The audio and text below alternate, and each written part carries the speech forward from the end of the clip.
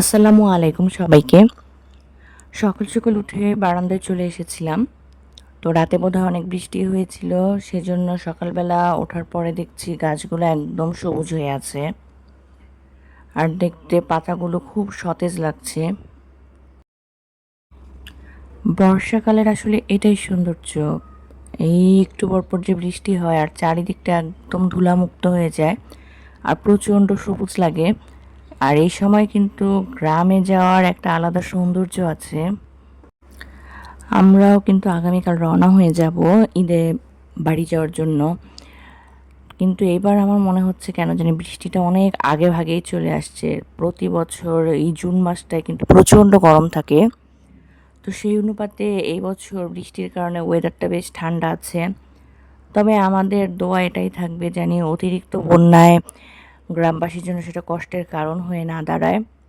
কারণ আমরা উপভোগ করলেও বর্ষাটা কিন্তু সবাই সঠিকভাবে উপভোগ করতে পারে না। তারপর বৃষ্টি বিলাস শেষ করে রান্নাঘরে চলে আসলাম আজকে সকাল সকালই।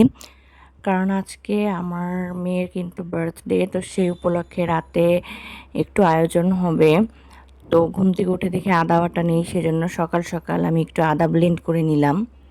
আমার হাজব্যান্ডের খাবার প্যাক করেই আমি রান্নাঘরে চলে এসেছি। তো এসেই প্রথমে আমি মুরগিটা চিকেন ফ্রাই করব দেখে একটু মেরিনেট করে রেখে দিলাম। আর মুরগি মেরিনেশনে আমি কিন্তু একটুখানি হানি দেই। এতে করে কি হয়, কোনো কিছু যদি ইমব্যালেন্স থাকে লবণ বা ঝাল, তো সেটা কিন্তু ব্যালেন্স হয়ে যায় একটু মধু দিয়ে দিলে। তো আমি এটাকে মেরিনেট করে ফ্রিজে রাখলাম আর নিজের জন্য তো ১ কাপ চা নিয়ে বসলাম। আজকে আমি চা দিয়ে কিন্তু রুটিটাই খাচ্ছি। সচরাচর আমি কখনো চা দিয়ে রুটি খাই না, এটা আমার আম্মু খায়। তবে আজকে আমিও আম্মুর মতন ব্রেকফাস্ট এভাবেই সারলাম। আর ব্রেকফাস্ট সেরে বাচ্চাদেরকে নাস্তা করিয়ে দিয়েছি। এখন নিজের বেডরুমে চলে আসলাম। এসে একটু ঘরবাড়িগুলো গুছাবো। যদিও আমার ঘরবাড়ি খুব বেশিক্ষণ গোছানো কিন্তু থাকে না। আমি একদিক দিয়ে একটা রুম গুছিয়ে এসে দেখি আমার আরেকটা রুম বাচ্চারা পুরা এলোমেলো করে রেখেছে। তো দেখা যায় আমাকে সারাদিনই ঘরটাকে গুছাতে হয় একটু পর পর একটু পর পর। আর ওদেরকে না কোনো খাবার দিলে ওরা মানে ফ্লোরে খাবারটা ফেলবেই। তো দেখা যায় না দিনের মধ্যে কয়েকবার আমাকে ঘরটা ঝাড়ুও দিতে হয়।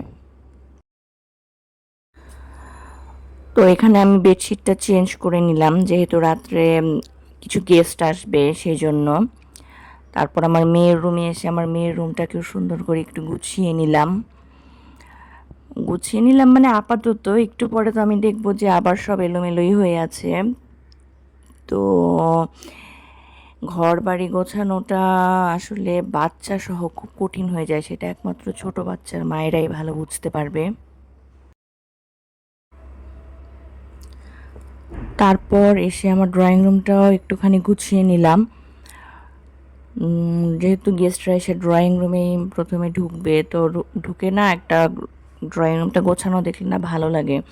আর ঢুকে যদি একটা বাসায় এলোমেলো লাগে তাহলে কিন্তু ভালো লাগে না।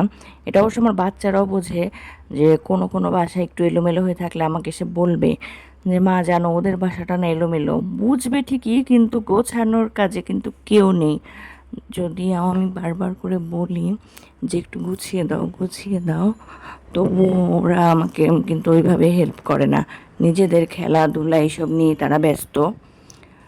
হয়তো আর একটু বড় হলে ভালো করে বুঝতে পারবে। আমি সারাদিনই বলি তোমরা তো আমাকে কোনো কাজেই হেল্প করো না। বলবে যে হ্যাঁ মা করব কিন্তু ওই বলা পর্যন্তই।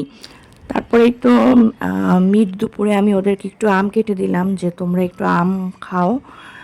কারণ আজকে তো আমার রান্নাঘরের কাজের প্রেশার বেশি, আমার খাবার দিতে দেরি হয়ে যাবে। তো দুই ভাই বোন কিন্তু ওই যে ড্রয়িং করছিল, খেলছিল। আর এই তো আমি রান্নাঘরে এসে পোলাওটা করে নিলাম। এই চিকেন ফ্রাইটা দুপুরবেলা একটু বাচ্চাদেরকে দিব সেই জন্যই করছিলাম। আর ওদেরকেও কিন্তু দুপুরে আজকে একা হাত দিয়ে পোলাও দিয়ে চিকেন ফ্রাই দিয়ে খেতে দিয়েছিলাম, তো বাচ্চারা একাই খেয়ে নিয়েছিল। আর এদিকে আমি ভেজিটেবলটা রান্না করে ফেলবো। ভেজিটেবলে আমি প্রথমে পেঁয়াজ কাঁচামরিচ আর একটু চিকেন দিয়ে হালকা ভাজা দিয়ে নিলাম। তার মধ্যে লবণ দিয়েছি, একটু আদা রসুনের পেস্ট দিয়েছি আর এই যে সবজিটা দিয়ে দিয়েছি। তো সবজিটাকে আমি ভালো করে নেড়ে চেড়ে তার মধ্যে আরও কিছু উপাদান দিব, সেটা হচ্ছে প্রথমে এর মধ্যে আমি একটু সয়া সস দিয়ে নিব সবজির ভিতর, যেহেতু এটা চাইনিজ ভেজিটেবল হবে। আর সেটার পরে আমি সয়া সসের পরে আমি এটার মধ্যে একটু গোলমরিচের গুঁড়া দিয়ে দিব। এটা কিন্তু খুব বেশি ঝাল হয় না, সবাই জানেন চাইনিজ সবজিটা হালকা ঝালেই হয়, তো একটু গোলমরিচের গুঁড়া দিয়ে দিলাম, এতে করে ফ্লেভারটা ভালো হয়। দিয়ে ভালো করে নেড়ে চেড়ে আমি মশলাটাকে মিশিয়ে দিলাম। আর তারপর এর মধ্যে একটু সসও দিয়ে দিয়েছি আমি, এবং সবজিটা যখন হালকা একটু সিদ্ধ সিদ্ধ এরকম হয়ে আসে তখন আমি এর মধ্যে কর্নফ্লাওয়ার গুলে দিয়ে দিয়েছি। আর এই তো সবজিটা ওইভাবে ঢাকনা দিয়েই কিন্তু সিদ্ধ হয়ে গেলে হয়ে যাবে। আর তারপরে আমি এই আমার মেয়ের ড্রেসটা বের করে নিলাম, সে সন্ধ্যাবেলায় যেটা পরবে।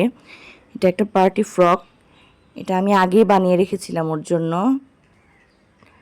আর এই তো এখন কিন্তু সন্ধ্যাবেলা সব গেস্ট আসা শুরু হয়ে গিয়েছে, আমার আব্বু আম্মুরা এসেছিল। আর রুমটাকেও আমরা একটু ডেকোরেট করেছিলাম বেলুন দিয়ে, হ্যাপি বার্থডে লেখাটা দিয়ে। এই তো এই সিম্পল ডেকোরেশন আর কি, ঘরের মধ্যে যেটুকু করার সেটুকুই। তো বাচ্চারা তো খুব আনন্দে আছে, তারা খুব মজা করছে। বার্থডে মানে কিন্তু আসলে বাচ্চাদেরই মজা। তো এই নাস্তাগুলো আমার আব্বু নিয়ে এসেছিল, ফাস্ট ফুড আইটেম, তো সেগুলোই এখন আর কি সবাইকে একটু খেতে দিব নাস্তা। আর একটু পর তো কেক কাটিং, রাতের খাবার হবেই। আশেপাশের থেকে বাচ্চারা এসেছিল, বিল্ডিংয়ের অন্য বাচ্চারা।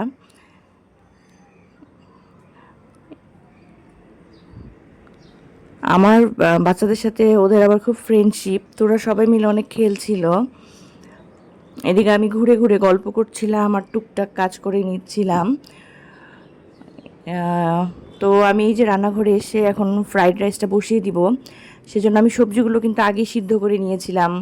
এখন তেলের মধ্যে সব সবজি টবজি পেঁয়াজ কাঁচামরিচ দিয়ে তারপর নাড়াচাড়া দিচ্ছিলাম। আর এখানে কিন্তু চিকেন ফ্রাইটাকেও বসিয়ে দিয়েছি ভাজা হতে, কারণ চিকেন ফ্রাই ভাজতে অনেক সময় লাগে।